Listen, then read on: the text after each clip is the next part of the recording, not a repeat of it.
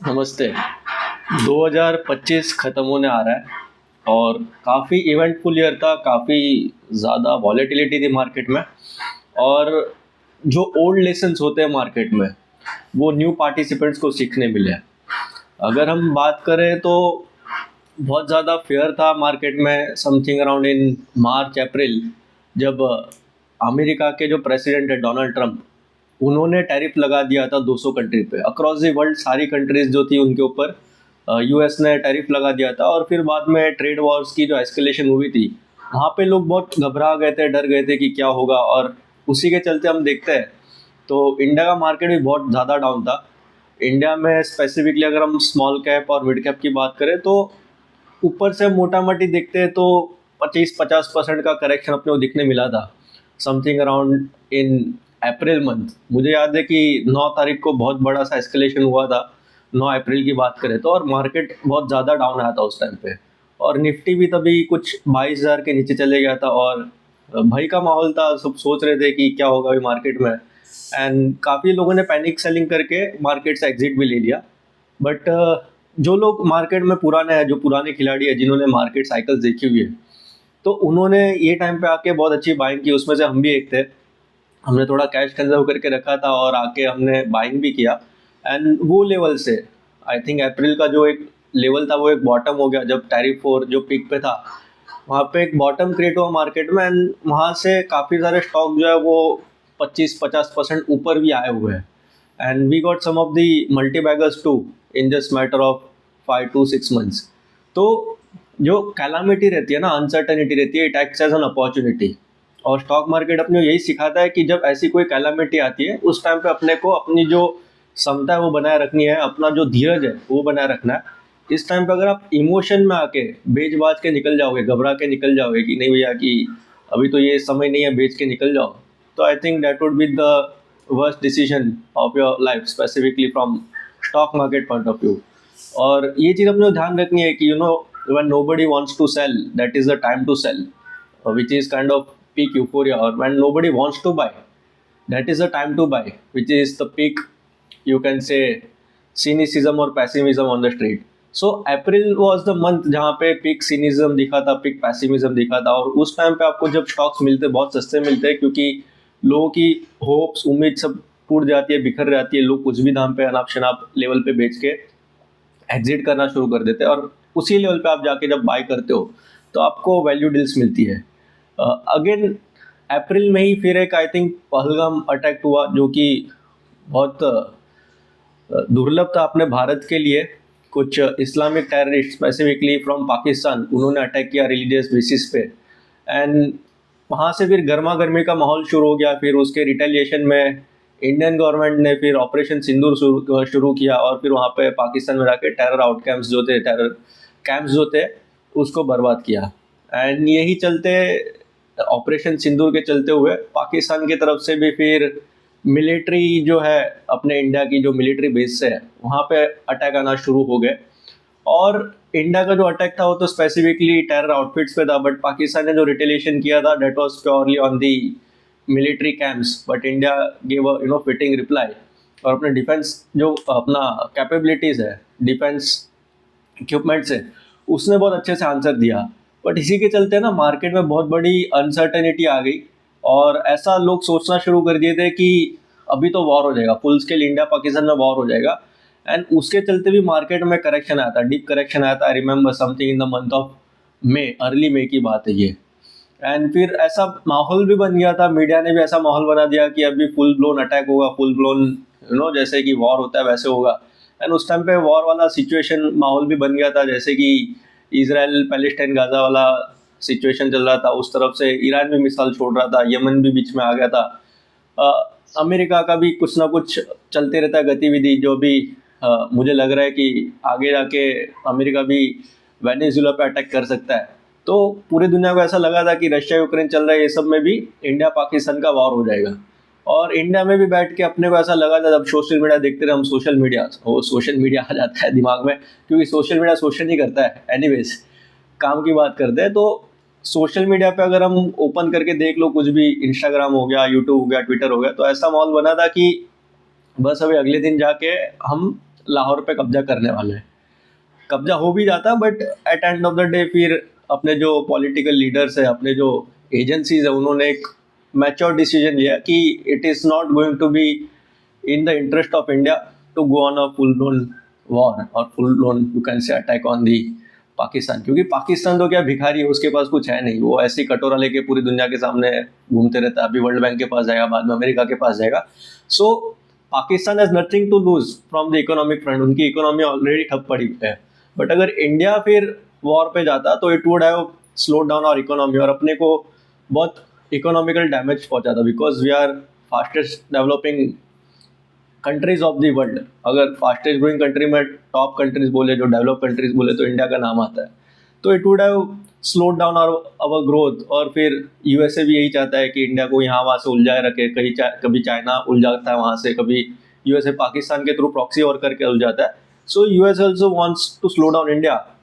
और उसके चलते क्या हुआ था कि all this attacks and all जो हुआ, तो अपने इंडियन आर्मी ने भी वहाँ पे बता दिया अपना पावर क्या है, और अपनी जो गवर्नमेंट है उन्होंने भी संभाल लिया कि भैया चलो ठीक है, जहाँ पे जवाब देना था वो दे दिया, but we don't want to go on full scale war.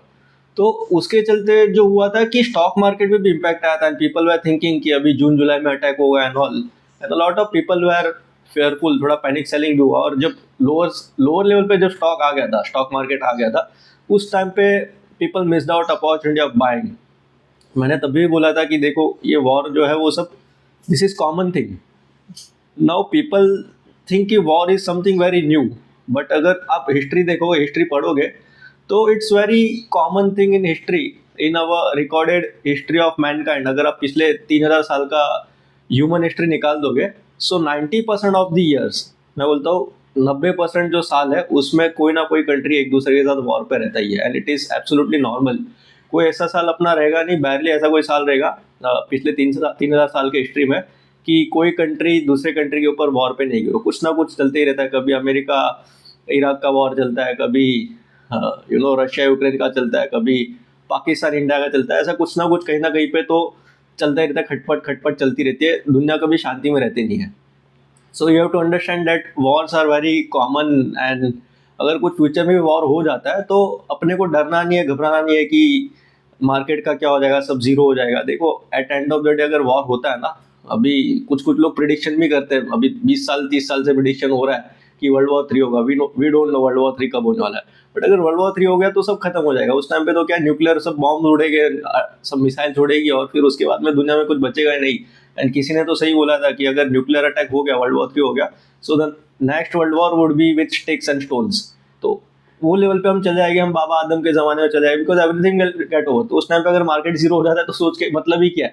कहने की बात ये है कि अगर वर्ल्ड वॉर 3 भी हो जाता है ना, एक्सट्रीम सिनारियो अगर वो भी मटेरियलाइज हो जाता है, तो at end of the day nothing is to be worried about, क्योंकि सब खत्म हो जाएगा उस पर। फिर मार्केट जीरो हो या कुछ भी हो जाए, उसमें फ़र्क क्या पड़ता है। तो वॉर को इतना ज़्यादा सीरियस नहीं लेना है, which is one of the biggest learning अपने को 2025 में है। और ये मैं क्यों बता रहा हूँ, वॉर के ऊपर ज़्यादा एक्सटेंसिव डिस्कशन क्यों कर रहा हूँ, क्योंकि मेरा जो कैलकुलेशंस है, जो वेरिएबल्स होते हैं, you do some scenario analysis and all, तो वेरिएबल्स जो मैंने दिमाग में लगा के रखे, आई पर्सनली थिंक कि अगले 2-3 साल के अंदर इंडिया पाकिस्तान का वॉर जो है वो बढ़ सकता है, या फिर वॉर एक्चुअल में हो सकता है। So in that case you need to be mentally prepared कि हाँ भैया चलो वॉर हो रहा है तो अपने को जाके बेचना नहीं है। This is not the first time India is going on war with any country. India पहले भी वॉर पे गया था 1960s में, 1990s में कारगिल जो युद्ध चला था, वहाँ पे भी स्टॉक मार्केट नीचे गिरा था। और वहाँ से अगर आप हिस्ट्री उठा के देख लो 1990 से 99, 98, 99 के बाद में जब मार्केट बढ़ा है, आप उठा के देख लो, मार्केट ने बहुत अच्छा वेल्थ क्रिएट करके दिया है। तो इनकेस भगवान ना करे ऐसा कुछ हो, बट इनकेस समझो 2027 के आसपास कुछ और होता है इंडिया पाकिस्तान का, so you need not worry and dump all of your stocks. तब उस टाइम पे पैनिक होकर सब बेचने शुरू मत हो जाना। सो दिस इज़ अ की लर्निंग कि टैरिफ वॉर हुआ, मार्केट थोड़े टाइम के लिए नीचे गया और रिकवर कर लिया। इंडिया पाकिस्तान के वॉर की बातें चल रही, अटकलें चल रही थी ऑपरेशन सिंदूर के चलते, मार्केट थोड़ा सा पॉज लिया, ब्रेक लिया, हल्के पुल के थोड़े से स्टॉक्स भी नीचे गए, and then again it has recovered and we are hovering near 26,000, and we are near all time highs, like I think 1% away from all time highs despite all these wars and all। फिर उसके बाद में अगर हम देखते हैं तो market को स्पूक करने वाला बहुत सारा रीज़न था, जैसे येन कैरी ट्रेड हो गया, तो उसमें ऐसा बोलते थे कि जो जापान जो है, Japan government, bank of Japan, वो अपना इंटरेस्ट रेट बढ़ाएगा, और इंटरेस्ट रेट बढ़ाते चलते जिन्होंने जापान से येन में जो पैसा उठाया था, लोन उठाया था, और stock market across the world में पैसा लगाया था, स्पेसिफिकली जो हेज फंड्स है, उन्होंने ट्रिलियंस ऑफ डॉलर्स जो है वो इन्वेस्ट किया था, इक्विवेलेंट टू यू कैन से येन। तो वो सस्ते में उन्होंने जो येन लिया था उनको वो देना पड़ेगा टू जापान अगेन। अगर नहीं देंगे तो उनका इंटरेस्ट कॉस्ट बढ़ जाएगा, सो काफ़ी सारे पोजीशन जो है वो क्लोज हो जाएगी। सो इसी के चलते मार्केट में एक और फेयर वाला सिचुएशन क्रिएट हो गया था, एक भय आ गया था लोगों के अंदर कि अगर हेज फंड माल बेचना शुरू कर देंगे to repay their yens which they have borrowed from Japan, market में बहुत बड़ा सेलिंग प्रेशर आएगा। और थोड़ा बहुत सेलिंग प्रेशर अपने को देखने भी आया था, बट अगेन समझने की बात यह है कि जिस दिन आई थिंक दिसंबर में अभी जब जापान ने 18 तारीख को, 18 दिसंबर की बात है, जब बैंक ऑफ जापान ने इंटरेस्ट रेट हाइक किया, world market across the board were up something around 1 to 2%। So जो लोग सोच रहे थे कि जिस दिन जापान की गवर्नमेंट है इंटरेस्ट रेट हाइक करेगी, सब तहस नहस हो जाएगा, सब बर्बाद हो जाएगा, उस टाइम पे वर्ल्ड मार्केट ने चेरिश किया कि चलो ठीक है 0.25 बेसिस पॉइंट ही बैंक ऑफ जापान जो है उसने इंटरेस्ट रेट हाइक किया है, and there was no impact on it at all. But वही है, लोगों ने जो इतना बड़ा राय का जो है पहाड़ बना दिया था, इतनी बात का बतंगड़ बना दिया, जो हम बोलते हैं, इतना जो सोच सोच के बड़ा बना दिया था कि समझो दुनिया खत्म हो जाएगी। अभी वैसा ही येन कैरी ट्रेड को भी कर दिया था। So again non event right now, जब होने वाला तब तो लोग बहुत टेंशन में थे, बट अभी हो के चले भी गए। आई थिंक सिर्फ 10 ही दिन हुआ, आई थिंक 31 दिसंबर एंड 18 दिसंबर, 10-12 दिन की बात है। Nobody seems to care about what happened to yen carry trade. So big learning कि that nobody cares what happens to any specific country or any specific hedge fund as long as there is no big zombie attack as such। फिर हम बात करते हैं दूसरा एक चीज़ जो था वो यूएस बॉन्ड यील्ड्स था। काफ़ी अगेन उस टाइम पे भी चर्चा का माहौल था कि यूएस बॉन्ड जो है 10 साल का जो है 5% पे चले गया, and now stocks are, equities are not attractive because 5% आपको बैठे बैठे बॉन्ड पे मिल रहा है in a market like USA. Risk free आपको पैसा मिल रहा है, गवर्नमेंट बॉन्ड जो है 5% आपको दे रहे, तो why someone will go and take risk of investing into equities. Ideally US का जो इक्विटी मार्केट रहता है वो 7-8% के आसपास रिटर्न देता है on average. We are talking about post tax and all. तो रियल रिटर्न अगर कोई 7% दे रहा है और 5% आपको बॉन्ड में मिल रहा है, तो 2% का प्रीमियम के लिए कोई इक्विटीज में जाएगा नहीं। और उसी के चलते ना global market across the world, global market में बिकवाली आई थी कि यूएस का जो है बॉन्ड जो है 5%, बॉन्ड यील्ड जो है 5% हो गया। और उस टाइम पे भी बहुत भय का माहौल था कि अगर ये ऐसे ही बढ़ते रहेगा तो फिर US government would be in pressure, वो अपना डेट रिपे नहीं कर पाएगा। और फिर उसके चलते अक्रॉस द मार्केट एक पैनिक सेलिंग होगा और फिर सब कुछ ना तहस नहस हो रहेगा, 20-40-50% मार्केट गिर सकते हैं। But we are sitting right now at end of the year, US bond yields have taken a breather, they are sitting at 4.1%। And वो भी एक रिस्क था वो चले गया कि यूएस बॉन्ड यील्ड ज़्यादा बढ़े नहीं। कुछ लोग सोच रहे थे कि अगर ये 5.5-6% पे चले जाएगा बॉन्ड यील्ड्स तो मार्केट जो है सब खत्म हो जाएगा। And this was happening specifically eight the time when US Fed was cutting the rates. तो लोग बोल रहे थे कि भैया फेड जो इंटरेस्ट रेट कट करके तो बॉन्ड यील्ड नीचे आना चाहिए, which should be the ideal case scenario. But इस साल में वो सिनारियो हुआ नहीं। तो इस साल में ऐसा हो रहा था कि फेड इंटरेस्ट रेट कट कर रही थी और यूएस गवर्नमेंट के जो बॉन्ड्स है उसके यील्ड बढ़ते जा रहे थे। सो लोगों को ऐसा लग रहा था कि ये तो कुछ ना कुछ गड़बड़ हो रहा है मार्केट में, क्योंकि आइडियली ऐसा होता नहीं हिस्ट्री में भी। और हम नॉर्मल इकोनॉमिक्स के भी पॉइंट ऑफ व्यू से बात करें तो जब इंटरेस्ट रेट कट होता है तब आपकी बॉन्ड यील्ड जो नीचे आनी चाहिए, और इंटरेस्ट रेट जब बढ़ता है तब आपकी बॉन्ड यील्ड बढ़नी चाहिए। बट इस टाइम पे ऐसा हो रहा था कि इंटरेस्ट रेट कट हो रहा था और वहाँ पे जो बॉन्ड है उसकी यील्ड जो है बढ़ती जा रही है, इंटरेस्ट रेट जो है वो गवर्नमेंट बॉन्ड का बढ़ते जा रहा है। तो लोगों को लग रहा था कि समथिंग इज ऑफ और कुछ ना कुछ अंदर कुकअप हो रहा है और बहुत बड़ा ब्लास्ट होगा मार्केट में। बट ये खतरा भी था जो बहुत हवा बन के चला था, ये भी उड़ गया। फिर हम देखते हैं 2025 में और कौन से बड़े इवेंट थे। एआई की बात करें तो हाँ, ओपन एआई, फिर अपना ग्रॉक और फिर अपना गूगल, सब बड़े बड़ी कंपनी जो है सब अपना एआई लेके आए और सबको बिलियंस ऑफ डॉलर्स में वैल्यूएशन मिला। ओपन एआई तो ऐसी बात चल रही थी कि $1 ट्रिलियन का आईपीओ भी आएगा उनका, बहुत बड़ा अब तक का आईपीओ होगा वैल्यूएशन का $1 ट्रिलियन का जो रहेगा वो। बट वो भी कैपिटलाइज हुआ नहीं है। मुझे लगता है 2026-27 में ओपन एआई का आईपीओ भी आ जाएगा। तो इसी के चलते इतना बड़ा आईपीओ आया था तो certain pockets of market they thought कि एआई जो है बबल है, एआई बबल इतना बड़ा हो चुका है कि अनाप शनाप वैल्यूएशन पे आईपीओ आ रहे हैं, तो ये बबल के चलते जो आईपीओ रिलेटेड बिजनेसेस जो है ना उसमें इम्पैक्ट होगा। अभी एआई रिलेटेड बिजनेस जो है उसके ऊपर इम्पैक्ट होगा। अभी एआई रिलेटेड बिजनेस कौन से है? अभी सबसे बड़ी कंपनी देखने जाओ, one of the largest company Nvidia है, वो एआई पे है, क्योंकि उनका सब कुछ जो है वो चिप्स बेचता है, और एआई जो है उसके लिए काफ़ी ज़्यादा आपको chips and all is needed, hardware is needed. तो डायरेक्ट एनवीडिया जो है उसके ऊपर इम्पैक्ट होगा। अभी $5 ट्रिलियन के आसपास का एक कंपनी है, उसके ऊपर अगर 20-25% भी करेक्शन आता है तो डायरेक्ट 1 ट्रिलियन $1.5 ट्रिलियन का वेल्थ जो है वाइप आउट हो जाता है, which is equal to 25% GDP of India. So अगर 25% भी एनवीडिया गिरता है तो बहुत बड़ा सा एक डोमिनो इफेक्ट हो सकता है। नॉट ओनली एनवीडिया, दूसरे भी एआई रिलेटेड बिजनेस है, जैसे अभी गूगल भी है, एप्पल भी है, ये सारे एआई के ऊपर बहुत फोकस कर रहे हैं। तो गूगल, एप्पल, फिर माइक्रोसॉफ्ट का भी सर्टेन होल्डिंग है ओपन एआई में, तो ये सारे बिजनेस पे भी इम्पैक्ट होता है। एंड अमेरिका जो नैस्डैक है, that is purely dependent on this AI companies, you can say, और tech companies which are focusing now on AI. तो ऐसी बातें चल रही थी, अटकलें चल रही थी कि अगर एआई जो है बबल है वो फूट गया तो नैस्डैक जो है वो 20-25% आराम से इजीली गिर जाएगा। बट वो बबल की बात अभी चल नहीं रही। Nasdaq is, if I am not wrong at the time of talking, Nasdaq is also like 2-5% away from all time highs. तो कहने की बात ये होती है कि जब भी कुछ ना कुछ ऐसे बड़े न्यूज़ आते हैं, जब लोग डर जाते हैं ना, तो उस टाइम पे आपको है ना अपनी जो क्षमता बनाए रखनी है। You have to be equanimous, मतलब आपको ज़्यादा कैरी अवे नहीं हो जाना है, सब बेच बाज के फेयर में निकल नहीं जाना। उल्टे का ये जो टाइम रहता है ना, जब लोग ऐसी अटकलें निकलती है मार्केट में, आज जो ऐसा कुछ नेगेटिव न्यूज़ रहता है मार्केट में, उस टाइम पे बहुत अच्छा अपॉर्चुनिटी होता है। आई रिमेंबर क्लियरली, जब अप्रैल 9 था, मैंने बहुत ज़्यादा जाके बाइंग किया था। That was one of the largest buyings of me. और आई थिंक ये दिसंबर में भी 9 और 10 तारीख को जब मार्केट नीचे आया था, फॉर मैनी अदर रीजंस, वो येन करी ट्रेड हो गया, फिर यूएस का अपना इंटरेस्ट रेट की जो बातें हो रही थी कि इंटरेस्ट रेट बढ़ेगा नहीं एंड ऑल, तो उसके चलते अगर आप देखोगे 9 और 10 तारीख को एक बहुत बड़ा करेक्शन आया था, तो मैंने इस टाइम पे भी जाके I think 10% of my portfolio मैंने बाय किया था। So when you buy in this time of market ना, आपको बहुत सस्ते मिलते हैं स्टॉक। और अभी ये 20 दिन पहले की बात करूँ, जब मैंने दिसंबर 9 और 10 को जो मैंने स्टॉक बाय किए थे, they are ideally up by 20-25%। मतलब 20 दिन में मुझे 20-25% रिटर्न मिल रहा है। व्हाट्स मतलब इससे ज़्यादा मैं और क्या सोचूं? 3 साल मुझे रुकना पड़ता अगर मैं एफडी में इन्वेस्ट करता। तो this returns I am making in just 20 odd days, 20-21 days. तो जब मार्केट नीचे जाता है तब आपको वैल्यूएशन सस्ते मिलते हैं, और that is a right time मैं बोलता हूँ कि बाय करना चाहिए अपने को। See, we can not time the market at all, मतलब एकदम बॉटम पे बाय नहीं कर सकते, टॉप पे आके सेल नहीं कर सकते। बट जब मार्केट में फेयर रहता है, सिनिसिज्म रहता है, एंजाइटी रहती है, पैसिमिज्म रहता है, उस टाइम पे आपको वैल्यूएशन जो मिलेगी ना बहुत बढ़िया रहेंगे।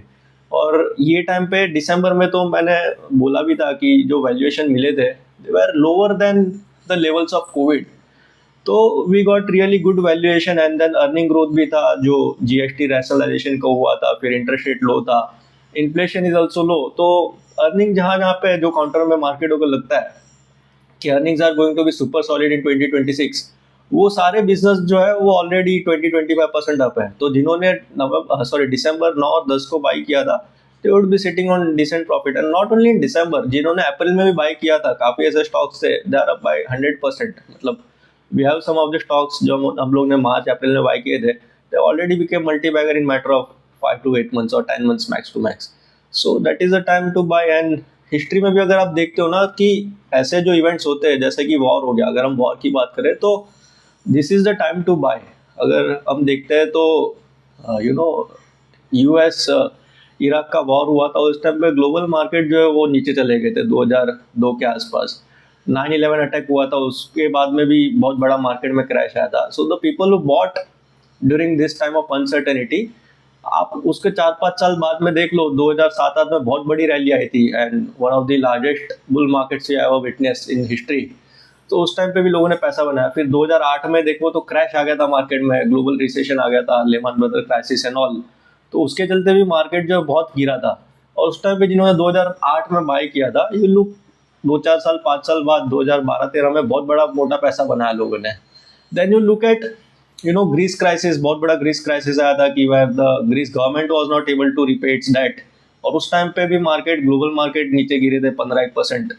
एंड उस टाइम पे जिन्होंने बाई किया था they ended up making good money. फिर ब्रेक्सिट आया 2016 में। 2016 में लोग बोल रहे थे कि ब्रिटेन निकल जाएगा तो यूरोप पूरा ठंडा पड़ जाएगा, बंद हो जाएगा सब कुछ। तो उस टाइम पे मार्केट गिरा था। 2016 की बात करें तो 2015-16 की बात करें 10-15%। वहाँ पे भी लोगों ने जब स्टॉक्स लिए तो ended up making good money by 2019-2020 के आसपास। इंडिया में डीमोनेटाइजेशन आया था, people were criticizing it a lot, but the people who bought in 2016 demonetization, specifically again not a recommendation but just for the learning purpose मैं बता रहा हूँ। जैसे कि बजाज फाइनेंस था और काफ़ी सारे ऐसे रिलेटेड बिजनेस थे जैसे टाइटन हो गया, तो डीमोनेटाइजेशन ने बहुत अच्छा इम्पैक्ट हेल्प किया इनको, because this were all organise business. और डीमोनेटाइजेशन में जैसे नोटबंदी हो गई तो जो अपना अनऑर्गेनाइज मार्केट में मनी लेंडिंग होता था ना, वो ऑलमोस्ट बंद हो गया, क्योंकि लोगों के पास जो कैश घूमते थे अनऑर्गेनाइज मार्केट में वो कैश चले गए। पुरानी नोट जो दबी हुई थी वो तो बंद हो गई। तो अनऑर्गेनाइज मार्केट जो है वो लेन देन होता था गाँव खेड़ एरिया में, वहाँ पे भी ऑर्गेनाइज सेक्टर पहुंच गया। And Bajaj finance was one of the largest beneficiary of organise lending. ऐसा ही सेम हो गया अपना टाइटन के सिचुएशन में। टाइटन भी बेनिफिशियल हुआ, क्योंकि जो गोल्ड ज्वेलर्स होते हैं उनके पास से भी जो ब्लैक मनी रहता है वो निकल गया हाथ में से, पुरानी नोटें निकल गई। तो गोल्ड ज्वेलरी बिजनेस में टाइटन को भी तनिष्क के थ्रू बहुत बड़ा बेनिफिट हुआ। एंड ऐसे काफ़ी सारे बिजनेसेस थे जो ऑर्गेनाइज सेक्टर बहुत बड़ा बेनिफिट हुआ था डीमोनेटाइजेशन के चलते। बट जब डीमोनेटाइजेशन अनाउंस किया था, मुझे लगता है अगले दिन मार्केट, जो मैंने जब याद है ट्रैक किया था, मार्केट खड़ा करके नीचे गिर गया था। और वही जो खड़ा करके नीचे गिरा था, जिसने बॉटम पे बाई किया उस टाइम पे, मुझे लगता है वो लेवल्स आज तक किसी को मिले नहीं होंगे। फिर हम बात करते हैं 2020 की। सबसे बड़ा आई थिंक मेजोरिटी लोग मार्केट में 2020 के बाद में आए हुए अभी। तो 2020 में कोविड आ गया, pandemic across the world, global lockdowns हो गए थे, कोई घर से बाहर नहीं कर पा रहा था। And I think that is the first time in human history कि सब लोग घर पे बैठे, the world economy is shut down and lockdown लगे पड़े अक्रॉस द वर्ल्ड। तो उस टाइम में बहुत बड़ा पैसिमिज्म था मार्केट में, सिनिसिज्म था। और that was the first time I think I saw markets correcting in vicious manner and in the fastest manner. मतलब 10 दिन के अंदर तो पूरा खेल खत्म हो गया था। आई रिमेम्बर निफ्टी जो 12,000 के आसपास ट्रेड करता था वो 7,500 पे चले गया था। I think 40% correction we saw in Nifty in just matter of 10 days, and that was the case across the asset classes. आप गोल्ड ले लो, सिल्वर ले लो। सिल्वर मुझे याद है उस टाइम पे 36-38,000 रुपीज़ पर केजी मिलता था। तो सिल्वर बहुत बड़ी रैली में है और 2.5 लाख भाव हो गया है सिल्वर का। Same is the case with gold. Gold भी कुछ 40-45,000, 40-45,000 के आसपास मिलता था। Today gold is above 140,000। सो जिन्होंने उस टाइम पे गोल्ड लिया, सिल्वर लिया, they ended up making good money. Not only gold silver, stock market में भी जिन्होंने पैसा लगाया था 2020 में जब मार्केट नीचे गिरा था, अगर जिसने मार्च 13 2020 या फिर मार्च 23 2020, जब दोनों दिन मार्केट जो है एक टाइम पे तो लॉकडाउन अनाउंस हुआ था और एक टाइम पे लोअर सर्किट लगा था, तो दोनों दिन जब भी लोगों ने पैसा डाला ये टाइम पे, मुझे लगता है वो बॉटम था। उसके बाद में फिर वो लेवल किसी हाथ में आया नहीं। एंड ऐसे ही चलते फिर बाद में 2022 आ गया, रशिया यूक्रेन वॉर, जिसने उस टाइम पे पैसा लगाया मार्केट में बिना डरे बिना घबराए कि रशिया यूक्रेन वॉर हो गया है। तभी तो बातें भी ऐसी अटकलें भी चली थी कि न्यूक्लियर वॉर हो जाएगा अभी, क्योंकि रशिया जो था उसने सारे अपने जो न्यूक्लियर वॉर वेपन्स जो थे वो सारे लाके रख दिए थे यूक्रेन के बाउंड्री पर, कि नेटो जरा सा भी वहाँ से पहल करेगा और डायरेक्ट ये यहाँ से मैं छोड़ दूंगा तो तुम लोग संभाल के रहना नेटो भैया लोग। तो वैसे ही फिर रशिया यूक्रेन वॉर हुआ, बातें चली कि न्यूक्लियर अटैक भी हो सकता है। एंड बहुत सीरियस बातें थी उस टाइम पे, क्योंकि रशिया पुतिन जो was not going to be someone who is going to back down. और उस तरफ से यूक्रेन को भी सब सपोर्ट कर रहे थे, अमेरिका फुल सपोर्ट कर रहा था, यूरोप फुल सपोर्ट कर रहा था, नेटो जो है वो। तो सीरियसनेस था उस टाइम पे भी, ऐसा लग रहा था कि यार मतलब बहुत सीरियस कुछ हो गया है। बट उस टाइम पे भी जिन लोगों ने पोर्टफोलियो कुछ बेचा नहीं, और खास करके जिन्होंने बाई किया उस टाइम पे जाके, उन्होंने बहुत मोटा पैसा बनाया था और अभी भी पैसा बना रहे हैं। We have some of the stocks, जैसे हमने बाई किया था कुछ एफएमसीजी बिजनेस था जो बिस्किट्स बनाता है और अपना जो बन पाउस जो रहता है, जो बंस रहता है, आपका जो बर्गर रहता है ना, वो सप्लाई करता है मैकडी को और बर्गर किंग को। हमने वो बिजनेस बाई करा 250-300 रुपये में, आज वो बिजनेस 2000 होके 1500 पे ट्रेड कर रहा है। So we ended up making 6x in matter of just 3 to 4 years। तो ऐसे ही चलते रहता है कि जब कैलामिटी आती है, अनसर्टेनिटी आती है, उस टाइम पे आप जाके बाय करते हो तो वो लेवल देते आपको बहुत सस्ते दाम पे मिल जाएगा, एकदम माटी के दाम पे आपको शेयर्स मिल जाएगा। बट अगर उस टाइम पे आप जाके बेचते हो, आई थिंक कि आप बॉटम पे जाके बेच रहे हो, and then you will be repenting your decision for the life. So ये सारे बड़े बड़े इवेंट्स थे जहाँ पे लोगों को लगा था कि it is going to be end of the world, and bear gang जो है इस टाइम पे काफ़ी ज़्यादा एक्टिव हो जाता है।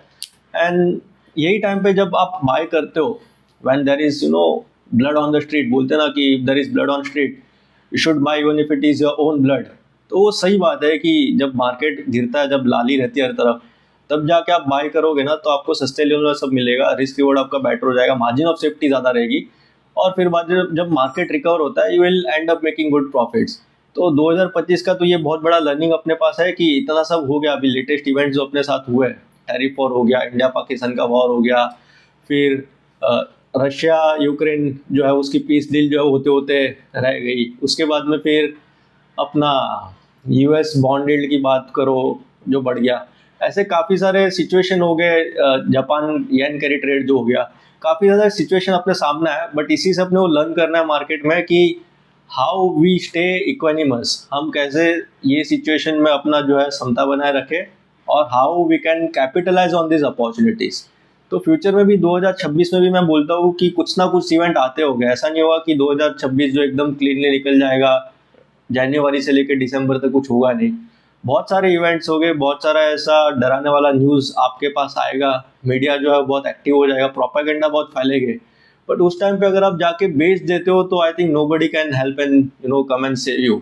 बट उस टाइम पे अगर मेरा ये चीज़ आप बात करोगे, याद करोगे, जो मैंने बातें की अभी जो पिछले 26 मिनट में, ये सब चीज़ आप बात रिमेंबर करो, रिकलेक्ट करोगे, तो तब आपको जाके हिम्मत मिलेगी, तब आपको पता चलेगा की लर्निंग जो क्या होती है, और आप हो सकता है उस टाइम पे आप जाके बाय करो और रिटर्न अच्छा बन जाएगा। सो जब भी आपको फ्यूचर में ऐसा कुछ इवेंट आता है, जब आपको लगता है, जो मुझे लग रहा है कि फ्यूचर में जैसे 2026 में बात करें तो यूएस एंड वेनेजुला का अटैक हो सकता है, तो उस टाइम पे लोग है ना बेचने निकल जाएंगे, मुझे मैसेजेस काफ़ी आएगी सर बेच दूँ, तो उस टाइम पे आप आके ये वीडियो देख लेना, आपको आइडिया आ जाएगा कि क्या करना है आपको। This video would be specifically a good reference point for any future calamities I think. फिर मुझे लगता है 2026-27 में हो सकता है कि चाइना ताइवान को हड़प ले, तो उस टाइम पे भी मार्केट में बहुत न्यूज़ चलेगी, अफवाह चलेगी कि अभी देखो चाइना ने ताइवान पे हड़प लिया है, अभी ताइवान की जो चिप्स है वो पूरी चाइना की हो गई, China would be the supplier of chips, and अभी यूएस जो है अटैक कर लेगा चाइना पे, and then two global super powers are going to be in full scale war, like two high intense military outfits engaging in war, तो पूरी global economy तहस नहस हो जाएगी। तो उस टाइम पे जब बहुत नेगेटिविटी रहेगी मार्केट में, तब आके आप ये वीडियो देख लो, या कुछ ना कुछ ऐसे न्यूज़ आएगी। देखो 2026 भी आप ऐसा मत सोचो कि एकदम शांति से निकल जाएगा, मार्केट में हो तो आपके तरफ चारों तरफ से प्रॉब्लम भिज जाएगी। बट उस टाइम पे आप एकदम शांत, एकदम मॉन्क के जैसे बैठ के अगर आप सोच सकते हो, और आपके पास कैश हो सकता है, कैश प्लानिंग हो सकती है अच्छी सी, तो जो मैं बोलता हूँ 5-10% कैश हमेशा रखो अपने पास, उस टाइम पे आप जाके बाय करोगे ना तो you will be always in better position. But अगर उस टाइम पे आप जाके बेच दोगे और बोलोगे कि नहीं भैया ये तो यार मतलब खत्म हो गया, अभी दुनिया सब खत्म हो गई, मैं जब सब सारा इक्विटी स्टॉक्स बेच बाज के निकल जाता हूँ एंड पूरा पैसा घर लेके जाता हूँ, मैं अपने अलमारी में रख दूँ या बैंक के फिक्स डिपॉजिट में रख दूंगा, I think you won't be on the path of wealth creation. अपना सारों का यहाँ पे हम जो सारे यहाँ पे बैठे हैं, जो बात कर रहे हैं, जो सुन रहे हैं, सबका एक ही गोल है कि we have to create wealth. Wealth creation journey अपनी जो है वो होनी चाहिए, और वेल्थ क्रिएशन जर्नी में ऐसे छोटे मोटे हर्डल्स आते रहेंगे। So for that wealth creation journey to go well, we have to go through all this uncertainties, थोड़ा सा लेट गो करना पड़ेगा, थोड़ा सा पेशेंस रखना पड़ेगा, टॉलरेट करना पड़ेगा थोड़ा बहुत अनसर्टेनिटीज इन मार्केट, वॉलेटिलिटी जो आएगी उसको हमें थोड़ा सा लेट गो करना पड़ेगा, and because of that only we are getting paid and we are getting premium returns।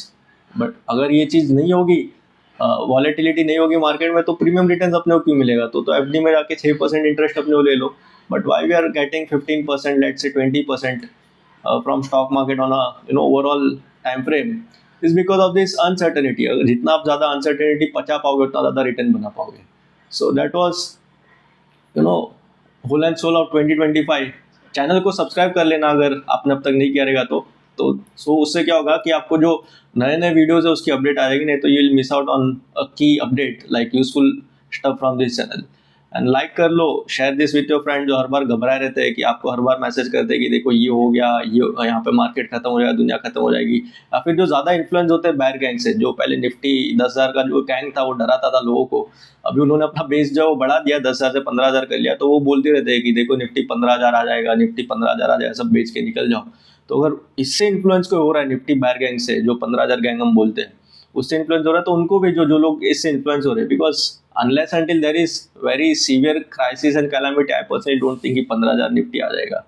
And या आपके कुछ सवाल रहेंगे तो आप कमेंट कर दो, उसके अंदर आपके जो भी क्वेश्चंस है I will take up in the next video. With that, have a good time. I hope 2025 was good for you, and wishing you all happy and prosperous 26, and may 2026 be profitable investing year for you. Take care.